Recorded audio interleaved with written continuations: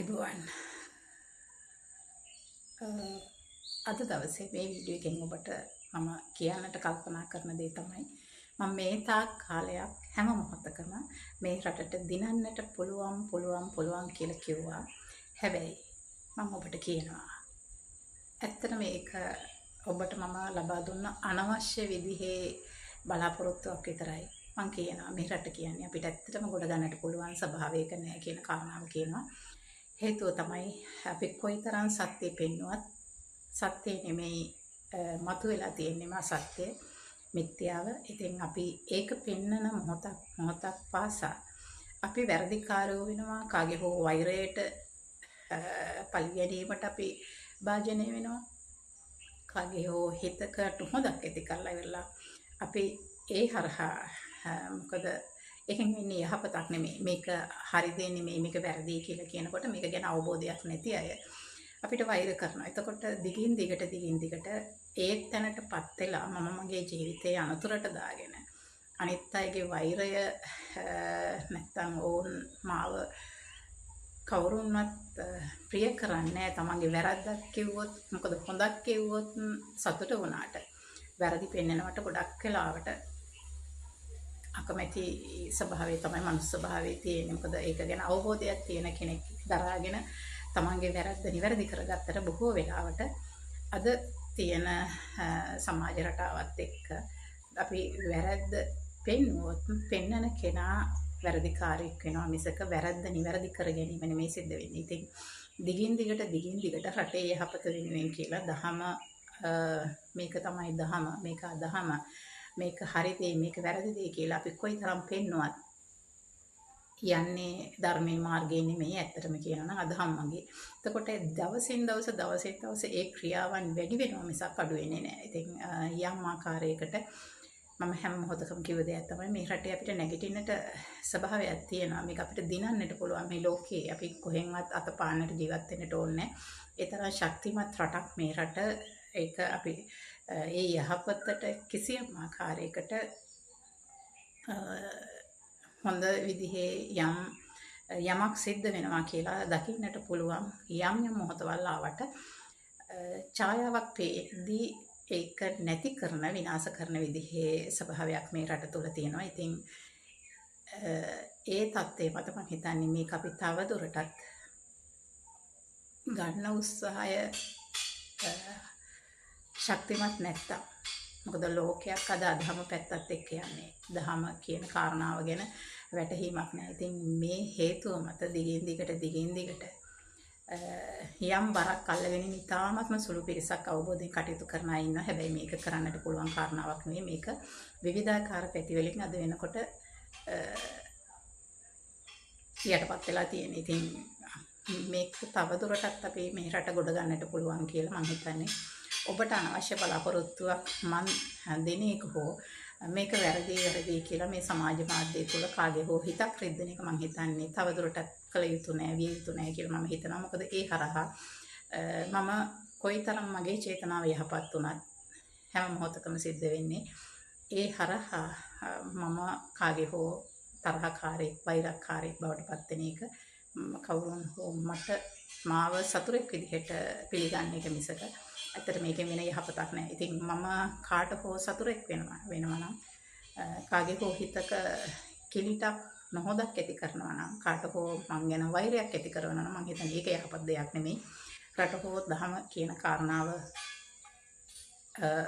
මේ පොදු කාරණා මොකක් වුණත් දිගින් දිගට මං හිතන්නේ ඒක නොවිය යුත්තක් කියන කාරණාව හින්දා මම හිතනවා තවදුරටත් මම මගේ අදහස් රට වෙනුවෙන් මේ දේවල් දින එකේ පළක් නැහැ කියන කාරණාව හිතනවා. මොකද හැම මොහොතකම තියෙන බොරුව. ඉතින් එතකොට අද වෙනකොට මේ ලෝකේ මිල කරන්නට බැරි තැන් පවා අද විකිනෙනවා මේ සියලු දේවල්. ඉතින් රවටලා අවසානයේ ඒකට මේ ධම කියන එකත් යොදාගෙන අනිත් අයව රවටන්නට ඒ වගේ තැනුත් පාවිච්චි වෙනවා. ඉතින් මේක පෙන්වන්නට ගියොත් එක්කෙනෙක් දෙන්නෙක් නෙමෙයි. ඒකට නැවත වතාවක් දොස් කියන්නට මොකද අවබෝධයක් නැහැ මිනිසුන්ට. මේ කියන දේවල් තියෙන සත්‍යතාවය හෝ මේ කියන දහම අදහම් මොකද්ද කියන කාරණාව ගැන මිනිසුන්ට අවබෝධයක් නැහැ. ඒ හේතුව මතම පෙන්නන කෙනා වැරදිකාරයෙක් වෙනවා. ඉතින් මම හිතන්නේ මේක නොවේ යුත්තක්. ඔබට මම දිගින් දිගට කිව්වා මේ රට දිනන්නට පුළුවන් කියලා. කිසියම් විදිහකට ඔලුව උස්සන යම් වටපිටාවක් හැදෙනවා මේ රට ඇතුලේ. හැදුනා. හැබැයි ඊට වඩා ප්‍රබල විදිහට ඒ தත්ත්වය යටපත් කරන්නට අවශ්‍ය කටයුතු ඊටත් වඩා හොඳින් සිද්ධ වෙනවා. ඉතින් ඒ හින්දා මට කියන්න තියෙන්නේ මොකද ඒක අවබෝධයෙන් යන්නට ඕන ගමනක්. හැබැයි ඒ අවබෝධය නැතුව ඔබ යම් විදිහකට කොයිතරම් බරක් දුන්නත් ඒක සිද්ධ වෙන්නේ නැති දෙයක්. ඉතින් මම තවදුරටත් කියන්නේ මේ රට ඇත්තටම දිගන්නට පුළුවන් කියලා. ඔබ කැමති මේ යන රටාවට නම් මම හිතන්නේ ඒක මට ගැටලුවක් නෑ. ඒකේ හොඳ හෝ නරක විඳින්නේ රටක් විදිහට ඔබ කැමති කොයි මොහොතක හරි මොකද අනාගතයේ හෝ මේ රටේ ආරක්ෂාව මේ නැත්නම් මනුස්සයෙක් ආරක්ෂාව කියන කාරණාව ගැන ඔබට වැටහීමක් තිබුණොත් විතරයි මම කියන දේත් එක්ක ඔබ එකඟ වෙන්නේ. හැබැයි එහෙම නොවෙනවා නම් ඔබට මේ කියන කාරණාවල් ඒ තරම් වැදගත් නෑ. ඔබ මේ මොහොතේ ජීවත් වෙයි. ඉතින් මම හිතන්නේ තවදුරටත් මේ රට දිනන්නට පුළුවන් කියන ඒ බොරු බලාපොරොත්තු බොරු තල්ලුව බොරු උද්‍යෝගය මම ඔබට දෙන්නේ නෑ. මොකද මේ තාක් මම එහෙම කරා. හැබැයි ඒ අවස්ථාව හැම මොහොතකම ව්‍යාජ පුද්ගලයන් විසින් ව්‍යාජ විදිහට භාවිත වෙනවා. ඉතින් අපිට ලෝකේ තව කවුරුන් හෝ රවට්ටන්නට අපි සතු දැනුම ඔබට දෙද්දී ඒක භාවිතයට ගන්නේ කිසියම් විදිහකට තමන්ගේ යම් පෞද්ගලික කරුණු ඉෂ්ට කරගන්නට ඒවා භාවිතා කරන පොදු විදිහට. ඉතින් මම හිතන්නේ තවදුරටත් මේ රට දිනනවා කියලා කියනවා නම් මම ඒ කතාව කියන්නට කැමති නෑ. නැවත මම ඔබට ඒ තල්ලුව එහෙම නැත්නම් ඇත්තටම ධනාත්මක විදිහට ඔබට හිතන්නට මම කොයිතරම් අපහසුයෙන් හිටියත් මම කොයිතරම් පීඩාවෙන් හිටියත් දිනන්නට පුළුවන් කිව්වා. හැබැයි මම ඔබට කියනවා නැවත මේ රට ඇත්තටම ගොඩ ගන්නට පුළුවන් කමක් නැහැ. මොකද බොරුව, වංචාව, රැවටිල්ල, මිත්‍යාව නිසා ඇත්තටම සත්‍ය හෝ දහම හෝ මේ කියන යහපත හෝ මේ කියන හරි දේවල් නෑ. හරවත් පාරේ හරි පාරේ යහපත් මඟක නෙමෙයි යන්නේ. හැම මොහොතකම තියෙන රැවටිල්ලක්, බොරුව, වංචාව මේ දේවල් පස්සේ යන්නේ. ඉතින් එහෙම තැනක මේ රට දිනනවා කියලා කියනවා නම් ඇත්තට මේක වෙන්නේ යම් විදිහකට යහපත් තැන් ගොඩ නැගුණා. හැබැයි අපි දන්නවා ඕනම දෙයක් කරන්නට ඊට සුදුසු කාලයක් තියෙනවා. ඒකයි බුදු කෙනෙක් නැත්නම් බෝධිසත්වයෙක් ලෝකේ පහළ වෙන්නට පෙර පස්මහ බැලුම් කියන එක.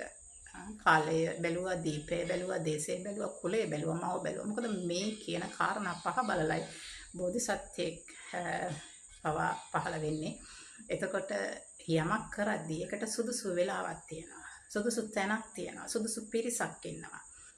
ඉතින් මෙන්න මේ හේතු හින්දායි බලන්නේ. මේ හේතු ඇති මොහොතට ඔබ කොයිතරම් දැනුවත් කරත් මේ රටේ ඔබට දැනුවත් නැත්නම් මම හිතන්නේ තව දුරටත් අපි අනවශ්‍ය විදිහට ඒ බර දරාගෙන පුළුවන් කියන එක තේරුමක් නැහැ. ඒ පුළුවන් කියන වාරය පාසා ඒ අවස්ථාව ගන්න හැම මොහොතකම අර කියන බොරුවත් එක්ක අදහමත් එක්ක ඉන්න පිරිස් තමන්ගේ පෞද්ගලික නැත්නම් ඒ අදහම් මඟට යන මඟ සකස ගන්නට මිසක් යහපත් ඔබට ඒ මාර්ගයේ මම හිතන්නේ සුරක්ෂිතව හදා ගන්නට පුළුවන් කමක් තේරුමක් වැටහීමක් නැත්නම් අපි තවදුරටත් දිගින් දිගට මේ මහන්සිය කැපවීම කරන එක තේරුමක් නැහැ. ඉතින් මම ආයෙ ඔබට කියන්නේ මෙරට දිනන්නට පුළුවන් කියලා. ඇත්තට මේක කරන්නට පුළුවන් කමක් නැහැ. ඉතින් මට පුළුවන් දේ මොකද මම පුංචි කාලේ ඉඳන් දැක්කේ මිනිස්සු දෙවියන්ගෙන් පිහිට ඉල්ලගෙන ඇවිත් ඒගොල්ලෝ මේ ප්‍රශ්න විසඳලා දෙන්නට කියලා ඉවරලා ඉල්ලනවා. ඉතින් ඒ හේතුව හින්දා යම් තැනකදී මම කල්පනා කරනවා මොකද දෙවියන්ගෙන් මේ ඉල්ලන කාරණාව මේ මනුස්ස ලෝකේ පාලකයන්ගෙන් වෙන්නට ඕන කාරණාවල් ටිකක් තියෙන. ඉතින් මේක නිවැරදි කරලා දෙන්නට මිනිස්සු මේ ඉල්ලන දේ ඔවුන්ට හරි විදිහට ලැබෙන්නට අවශ්‍ය වටපිටාව සකසලා දෙන එක විය යුතුයි කියන කාරණාවත් එක්ක මිනිස්සුන්ගේ ප්‍රඥාව අවදි කරන්නට, බුද්ධිය අවදි කරන්නට මම මේ තාක් මගේ කාලය කැප කරේ. මම මගේ වෙහෙස මහන්සිය ශ්‍රමය දුන්නේ. හැබැයි ඔබට වැටහීමක් නැහැ. හැම මොහොතකම යන්නේ ඔබ හරි පාර තියේදී හරි පාර කොයිතරම් පෙන්නුවත් වැරදි පාරක නම් යහපත් අවස්ථාව හදලා දුන්නාම ඒ අවස්ථාව ලබා ගන්න අයහපත් පුද්ගලයෝ නම් එතකොට අපි යම් විදිහකට මේ සියලු දේවල් බේර ගන්නට කියලා ඉවරලා මේක දහම, මේක අදහම, මේක හරි දේ, මේක වැරදි දේ කියලා පෙන්වන මොහොතක් පාසා තව කවුරුන් හෝ වෛර කරන්නේ ඒක පෙන්වන කෙනා හැටියට මට ඉතින් මම හිතන්නේ ගොඩක් වෙලාවට මේ සමාජ මාධ්‍යයට ආවට පස්සේ සමහරලාට කෙනෙක්ගේ හිතක් රිදෙනවා කියලා වෙලා දැක අපිට කියන්නට සිද්ධ වෙනවා මේක නෙමෙයි වෙන්නට ඕන කියලා. හැබැයි එහෙම කිව්වහම අනවබෝධයෙන් යුතුව මිනිස්සු හැම මොහොතකම හිතන්නේ මේක ඊර්ෂ්‍යාව හින්දා වෛරය හරි ඇත්තටම තියෙන පහත් මානසිකත්වයක් මත ඉඳගෙන කරන දෙයක් කියන හේතුවින්ද වුන් ඒ මත ඉඳගෙන ඉල විවිධාකාර විදිහට අපහාස කරනවා. එහෙම නැත්නම් එක් දෝෂයක් විදිහට දකිනවා. එතකොට ඕන් කරන්නේ මොකද අපි යහපත් චේතනාවෙන් කොයිතරම් හොඳ දෙයක් කිව්වත් තව කෙනෙක් අපිට වෛර කරනවා නම් තව කෙනෙක් අපි දිහා වැරදි විදිහට බලනවා නම් ඒක හේතුව හින්දාම අපිට වෛර කරනවා නම් මම හිතන්නේ දිගින් දිගට ඒකත් වෙන්නට ඕන දෙයක් නෙමෙයි. ඉතින් ඒ හේතුව හින්දා මම කියනවා තව දුරටත් ඔබට මේ කියන මේ යන මග වැරදි හෝ හරි හෝ කියන්නට ඉඩක් නැහැ. ඔබ හිතනවා නම් යන මාර්ගය හරි කියලා තව දුරටත් මට මේක මාර්ගය වැරදි කියලා පෙන්වන්නට පුළුවන් කමක් නැහැ.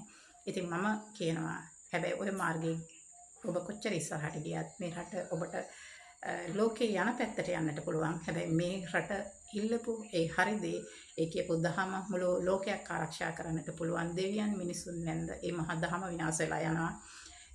ඒක රකින්න සියලු දෙනා විනාශ වෙලා යනවා. ඒ වගේම ඊට පස්සේ මිනිස්සයා සහ මේ ලෝකෙම ඔය කියන යහපත් දේවල් තුරන් වෙලා ගියාට පස්සේ අවසානයේ ඉතිරි වෙන්නේ මිනිස්සයා කියන කෙනා නෙමෙයි දෙපා සත්‍යයක් විතරයි මිනිස්සු කියලා කියන දෙපා සත්‍යය විතරයි. ඉතින් ඒක එතනට යන්නේ ඒක වළක්ව ගන්නට මට කරන්නට පුළුවන් හැම පැත්තකම අවශ්‍ය ඒ සහයෝගය ඔබට රටට දුන්නා. හැබැයි ඒක ගන්නට ඔබට වැටහීමක් නැත්තම් මම හිතන්නේ තව දුරටත් ඔබට පුළුවන් කියන එක. මොකද ඒ පුළුවන් කියන මොහොතක් පාසා අවුරුදු ගණනාවක් තිස්සේ මම දැක්කේ ඒ පුළුවන් කියන අවස්ථාව ගත්තෙම යම් විදිහකට අවස්ථාවාදීව තමන්ගේ මාර්ග සකසා ගන්න පුද්ගලයන් මිසක් ඇත්තටම ඒක ගැන අවබෝධයක් තියෙන යහපත් නැත්තම් මේ කියන ආරක්ෂාව නැත්තම් ඒ දහමේ සෝය වටිනාකම දන්න අය නෙමෙයි. ඉතින් ඒ හේතුව හින්දා මම කියනවා ඇත්තටම මේ රටට ඔය කියන අවස්ථාව ලබා ගන්නටයි පුළුවන් කමක් නැහැ. මොකද යම් විදිහකට ඡායාවක් හෝ යහපත් විදිහට දැක්කත් ඒ දේවල් ඒ හැදෙන පමාවෙන්ම විනාශ වෙලා යනවා. මොකද ඊට දහමට වඩා දහම බලවත්. ඉතින් එහෙම තැනක අනවශ්‍ය බරක් යොදව තවත් මං හිතන්නේ බොරුවට ඔබට පුළුවන් කියලා කියන එක තේරුමක් නැහැ. ඒ හින්දා මම ආයි කියන්නේ මේ රටට දිනන්නට පුළුවන් කියලා වෙලා ඒ කියන සහයෝගය මම බොරුවට ඔබට කියන්නේ නැහැ. ඒ වගේම මේක දහම මේක අදහම මේක හරි වැරදි කියලා මම ඔබට කියන්නේ නැහැ. මොකද ඒ කියන මොහොතක් පාසා මම තව කාගේ හෝ වෛරයට පාත්‍ර වෙන මම කාගේ හෝ හතුරෙක් වෙන තැනටපත් වෙනවා මිසක් ඒ හරි දේ අගය කරන ඒක නිවැරදි කරගන්නට උත්සාහ කරන මිනිස්සුන්ට වඩා දකින්නේ කෙලින් බයින්නට බැරි නම් වෙනත් කක් හරි වෙන කාට හෝ බයින් ක්‍රමයකට හෝ අපහාස කරලා බයින පහත් කොට සලකන. හැබැයි ඔබ දකින විදිහට නෙමෙයි යම් විදිහකට ඔබ යන මාර්ගයෙන් ඔබ යන අනතුරුදායක තැනකින් ඔබ ගලවන්නට මම යම් දෙයක් කිව්ව මිසක් කාටවත් පෞද්ගලිකව කාගේවත් ජීවිතයක් විනාශ කරන්නට නෙමෙයි. ඔබත් රටක් ආරක්ෂා වෙනවා දකින්නට ඔබට යහපතක් කරන්නට මම මේ තාක් ඔබට උපකාර කරා මිසක් කොතනකවත් නරක චේතනාවකින් කරපු කිසිම දෙයක් නැහැ. නමුත් මම ආයි මින් ඉදිරියට කියන්නේ මේ රට දිනන්නට පුළුවන් කියලා. ඇත්තට මේක කරන්නට පුළුවන් කමක් නැහැ කියන කාරණා මම වටහාගත්ත දෙයක්. දහමට වඩා අදහමයි මේ බිම බලවත් වෙලා තියෙන්නේ. එතකොට එහෙම තැනක තියෙන්නේ රැවටිල්ල නම් දහම නොදත් කෙනෙක්ව රවට්ටන්නට පුළුවන් මේක තමයි දහම කියලා. මොකද ඒක ගැන හරි වැරද්ද තේරෙන්නේ නැහැ. ඒක වටහා ගන්නට නිවැරදි කර ගන්නට මේ කියන දේ සත්‍යයක්ද අසත්‍යයක්ද කියලා වටහා ගන්නට නොතේරෙන කෙනෙක් ළඟ ඕනම දෙයක් කියන්නට පුළුවන්. හැබැයි තේරෙන කෙනෙකුට තේරෙනවා මේ කියන්නේ සත්‍යයද අසත්‍යයද කියන එක. ඉතින් මේ දේවල් දැක අපි තව දුරටත් දේවල් කියන්නට මිනිස්සු අපි කිරේ දක්වන. මොකද ඒකෙන් යහපතක් නෙමෙයි වෙන්නේ අයහපතක්. හැමදාම කෙනෙක්ගේ වැරද්දක් අපිට පෙන්වන්නට සිද්ධ වෙද්දී ඕන් විතරක් නෙමෙයි ඒක බලාගෙන ඉවරලා ඒ දේ හරි කියලා වෙලා. මොකද තමන්ගේ මානසික මට්ටම. එතකොට මේක අවබෝධයක් නැති මානසික මට්ටමක නම් ඉන්නේ. ඒ කියන පෙන්වන්නේ දහම වුණාට අර මිත්‍යාවෙන් යට වෙලා ගිය කෙනෙකුට ඒ දහම පේන්නේ නැහැ. එතකොට ඕන් වෛර කරනවා සහ අපහාස කරනවා. ඒක යහපත් දෙයක් නෙමෙයි. මොකද මම ඒ දේවල් කරන්නේ යහපත් චේතනාවෙන් ඔබව රටක් ගලව ගන්නට රටක් ලෝකයක් ගලව ගන්නට මම මගේ අදහස් ඔබට දෙද්දී අනිත් පැත්තෙන් කවුරුන් හෝ මට වෛර කරනවා නම් ඒක යහපත් දෙයක් නෙමෙයි. ඉතින් මේ ගැටීම තවදුරටත් විය යුත්තක් නෙමෙයි කියලා හිතන හින්දා මම හිතන්නේ මේක දිගින් දිගට මේ මුහුණු පොතත් එක්ක ඔබට මේක වැරදි මේක හරි කිය මේ තව ඉදිරියට කොච්චර ගියත් මෙච්චරම තමයි. ඉතින් ඒ ලැබෙන අවස්ථාව රටට ගන්නට දන්නේ අයහපත් පැත්තට අදහමට යට වෙලා යද්දී ඔබ එදිනෙදා ඔය කටයුතු කොහොම කරගෙන ගියොත් මේ සියලු දේවල් විනාශ වෙනවා. හැබැයි මේ රට දිනන්නේ නැහැ කියන කාරණාවත් කියන්නට ඕන. අයි මම ඔබට මේක පුළුවන් කියන තැනට මම කොයිම හේතුවකින්වත් කියන්නට සූදානම් නැහැ. ඉතින් ඇත්තටම මේ තාක් රට වෙනුවෙන් කියලා මම ඉන්න ස්ථානයේ ශාසනයට වෙන් කරලා මේ රට කරදරයකට හිංසාවකට නැත්නම් අනතුරකටපත් වෙන්නට එපා කියන යම් ආකාරයකට ආරක්ෂිත වැඩපිළිවෙලක් එක ගියේ. හැබැයි ඒක අපිට ඒ කැප කරලා ඉවත් එහෙම වෙන් කරලා ඉවරලා එහෙම කරාට ඒක නිදහස් කරන්නට ක්‍රමයක් තියෙන්නට ඕන. හැබැයි ඒකට කිසිම වැඩපිළිවෙලක් නැහැ. ඉතින් මම දැඩි අපහසුතාවයකින් ඉන්නේ ඒක කරපු දේ මට නිවැරදි කරන්නට පුළුවන් වටපිටාවක් නැහැ. මොකද එහෙනම් මට තියෙන්නේ භූමිය අතෑරලා ඉවරලා මඟ අරින එක විතරයි. මොකද ඒකට යහපත් පසුබිමක් හැදෙන්නේ නැත්නම් ඒක ගැන අපිට තවදුරටත් අල්ලන් ඉන්නට පුළුවන් කමක් නැහැ. මොකද අනිත් පැත්තෙන් අපි ඒ අවස්ථාවේ හැදෙන්නේ නැතුව තියෙද්දී අපි දිගින් දිගට මේක දහම කී තව අවුරුදු මම හිතන්නේ 100,000 ගාණක් ඔය විදිහට කිව්වත් දහමට වඩා ප්‍රබලව තියෙන අදහම. ඉතින් අදහමයි මිනිස්සු හරි විදිහට ගන්නේ. සත්‍ය විදිහට දකින්නේ මිත්‍යාව. ඉතින් තවදුරටත් මේ රට දිනනවා කියන ඒ බොරු බලාපොරොත්තු මම ඔබට දෙන්නේ. ඒකයි අද මත් දවසේ ඔබට කියන්නට තියෙන කාරණාව.